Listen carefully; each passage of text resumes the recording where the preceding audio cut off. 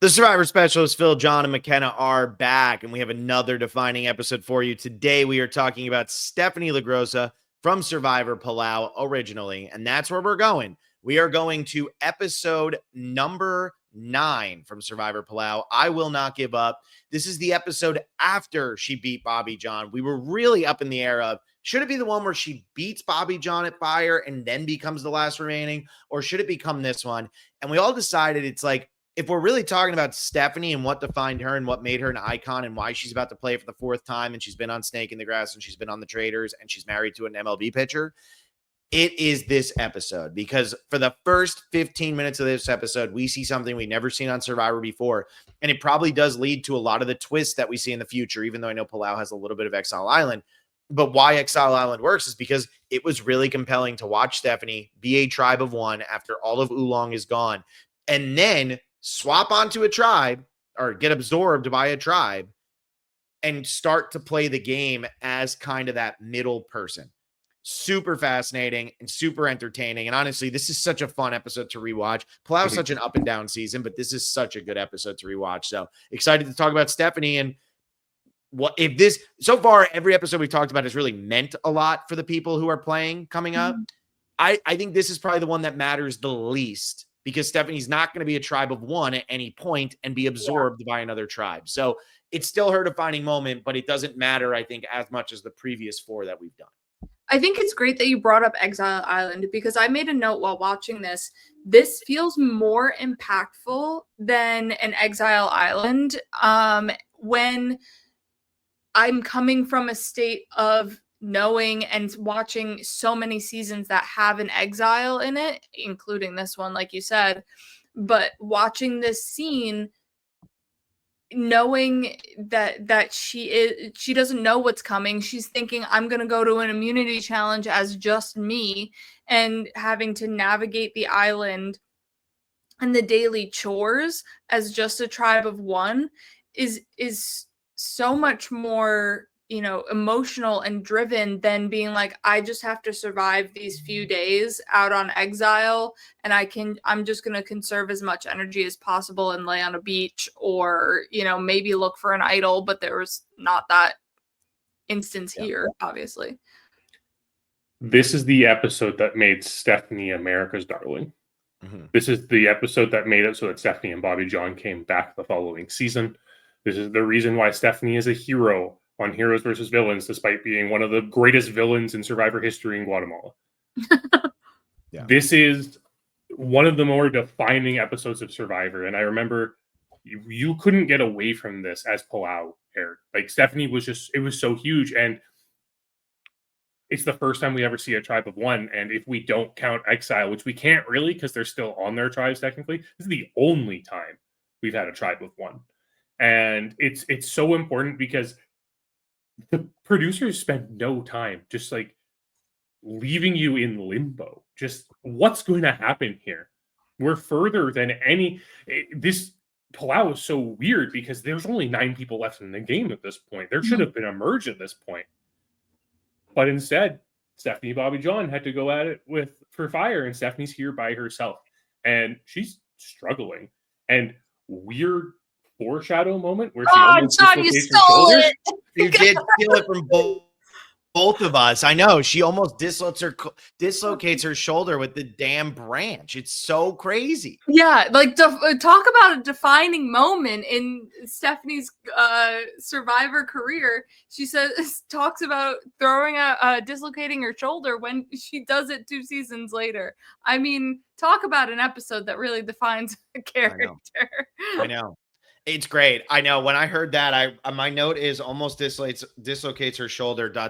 Yay. Because I was so excited that we were going to be able to talk about that on here. I never noticed that until this time. It's very funny. I never really picked up on that because it is such a random line that she says. But yeah, I think John hits it on the head. This is when she became America's sweetheart, right? There was no way she couldn't be a hero after this, despite the fact that in 2 of her seasons, she's a villain. You could even argue in Palau, she's a villain. Like, she's kind of like... She has some villainous tendencies because... Yeah, I mean, the people she ends up working with aren't exactly the most heroic of people, despite what people might think. Yeah, I mean, so that's where when I end up looking at Stephenie's game overall, it's pretty fascinating because I do think that out of all of the people that we've talked about so far, and I know McKenna did say that Colby can be a dick, although Colby, I have a shrine of him like, hey, Arnold back here, so it doesn't matter. But like, I feel like when you talk about Stephenie, she might be the most differently portrayed of what we saw on TV versus who she really was, right? Mhm. This first season was so, they needed to build up this story of this underdog female who goes in, is the last remaining person on her tribe, and then survives 2 episodes more. You have to make sure that you really, really show that off. You're not going to ever put her in a bad light. But then when we see her in Guatemala, people are pretty disappointed in her. And then in Heroes versus Villains, a lot of people have a lot of strong words for her, particularly James.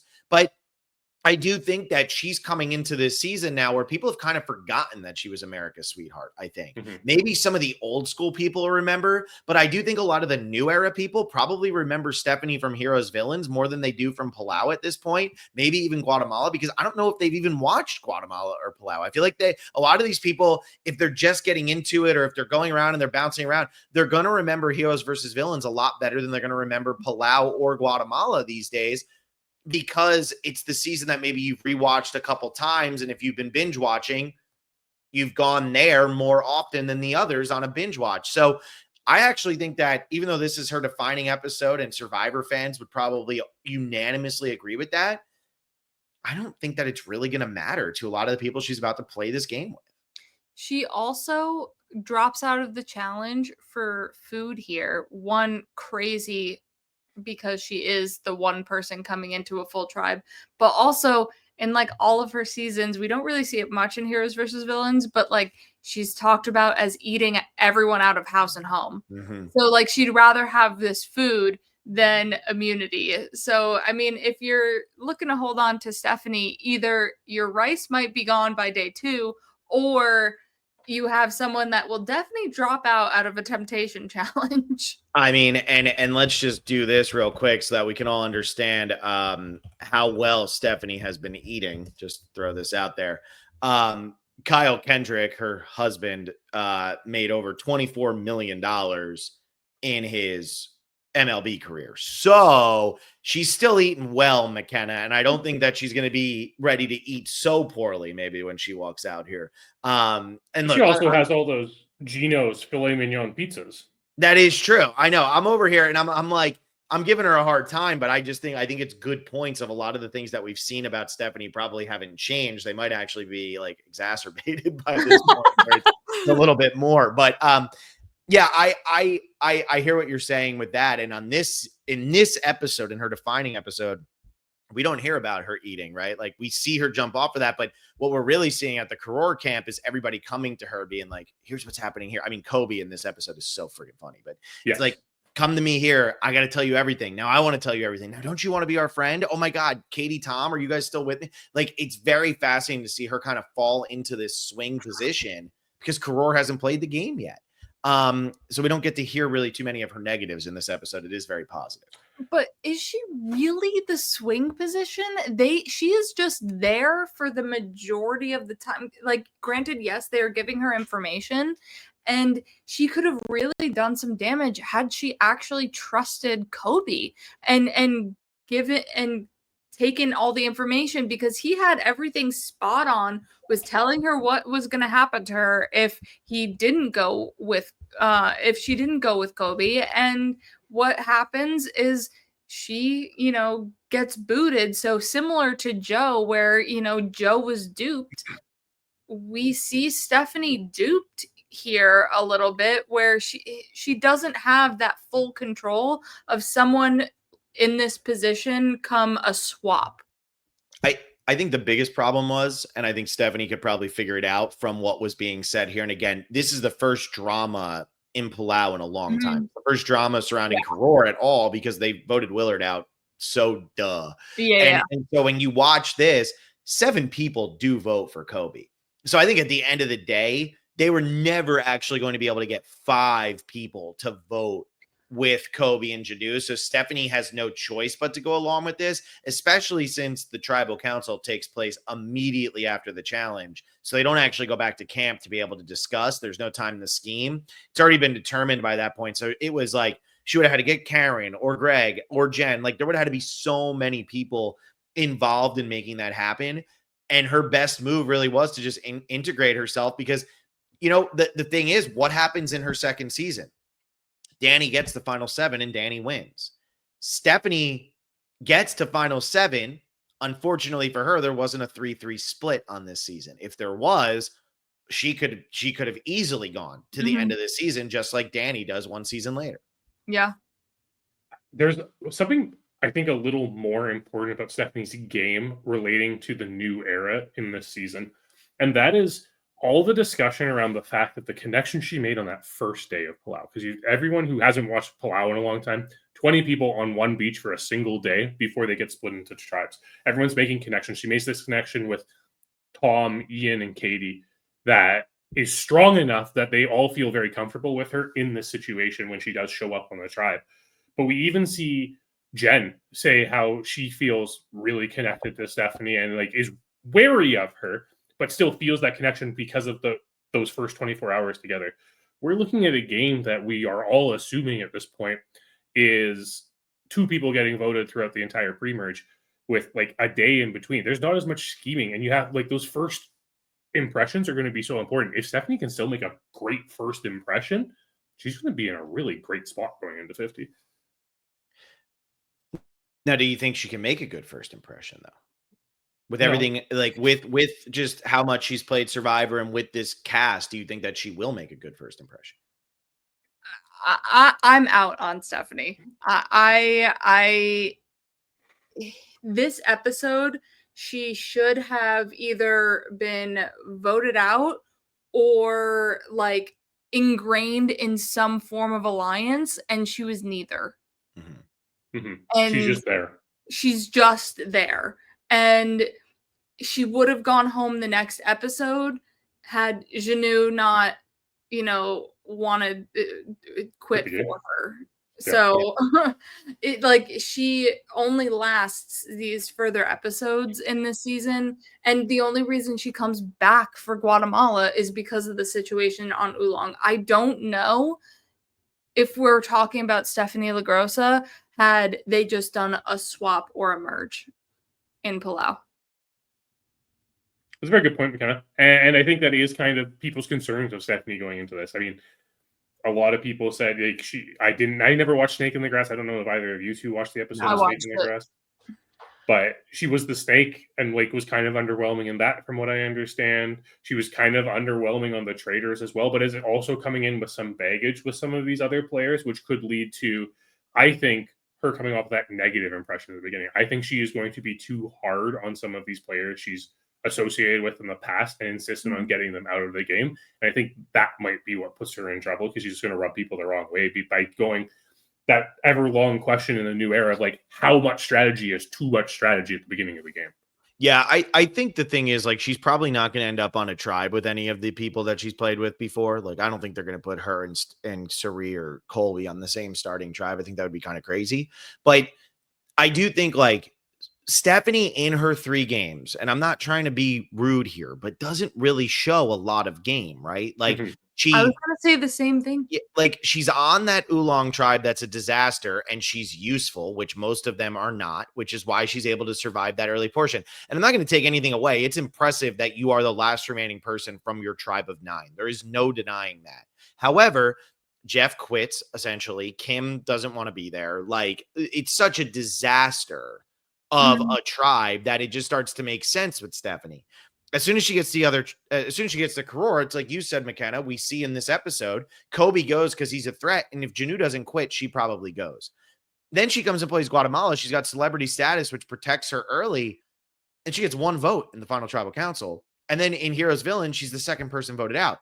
But that lack of game, if people do go back and watch Palau, knowing Stephenie's going to be on the season, they go back and watch Palau and you go, this was America's sweetheart strictly because of circumstance, not because of actually anything that she does, which might make her somebody you would rather align with in this game. Yeah, she could be a very valuable ally because you could just be like, tell her where to vote. She could just be that number that, you know, she should have been in this episode of Palau, because we didn't see much for strategy on traders. We didn't see much for strategy. Like, so she could just be that sounding board of, I need to talk this out to someone.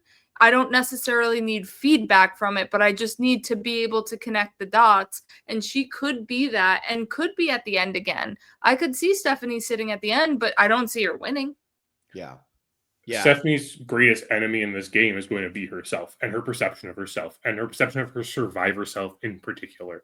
Is she still holding on to that American sweetheart vibe that she had in Palau? I think she's kind of overcome it at this point after playing twice more since then. Oh, yeah. But does she also think she's like this fantastic strategic player? Or does she have the awareness to know that she's not that great of a strategic player and that she is just this like real big name? Is Stephenie someone who should be on Survivor 50? Probably. If we're like really doing this retrospect of like the legendary players of the game, she kind of fits into that category. But does she have the awareness to know why she fits in that category? And I will say that, like, if you're going to talk about it from that standpoint, I Will Never Give Up is probably one of the most iconic episodes of the entire show. This was still when, 18 million, 19 million people were watching live, or maybe it was a little bit less than that, but whatever. A lot of people still watching live. This happens. This was the story. This is all anybody was talking about. Like, she still definitely hits that legendary status. I think the biggest problem for Stephenie is, like, with some of these players, they can come in, they can be a little quiet early on. We see Stephenie kind of be quiet in this episode, but only because Kobe is so loud. If Kobe wasn't so loud, who knows how Stephenie comes in? And she's also been humbled so badly on this season. Stephenie's a big personality. I say this all the time, like, same area of New Jersey that my mom grew up and my aunt grew up and my grandparents still live. Like, I know the people from this area of New Jersey. It's a very, just to be frank, a very fuck you mentality. And so when I look at Stephenie, it's like, if somebody comes at her, it's not like, oh, I haven't played in 15 years, so I'm going to suddenly be so nice to everybody. It's like, no, I haven't played in 15 years. You're going to come at me. I don't need the $1 million. I'm just competitive as hell. Get out of my face. So that's how I think it's going to go for Stephenie early on. I think she's going to be loud. And I also worry about her decision-making and her choices, because Jeff asked her at Tribal Council, how safe do you feel? No, it was like, what are the odds of you getting voted out? And she's like, I feel like, out of 10, an 8 or a 9. Yeah. And he's like, so why did you drop out for pizza? She was like, I'm hungry. Yeah. And, and then he's like, so if you get voted out, are you going to regret that? She's like, yeah, it will be one of the biggest regrets of my life. And it's like, if you know that, then why did you drop out? If you know the odds are against you with going home, could it be flash for the show? Yes. But I still think there was a snap decision-making process that could bite her in the butt. Can I defend her real quick? Sure. They won 3 rewards the entire pre-merge. Yeah.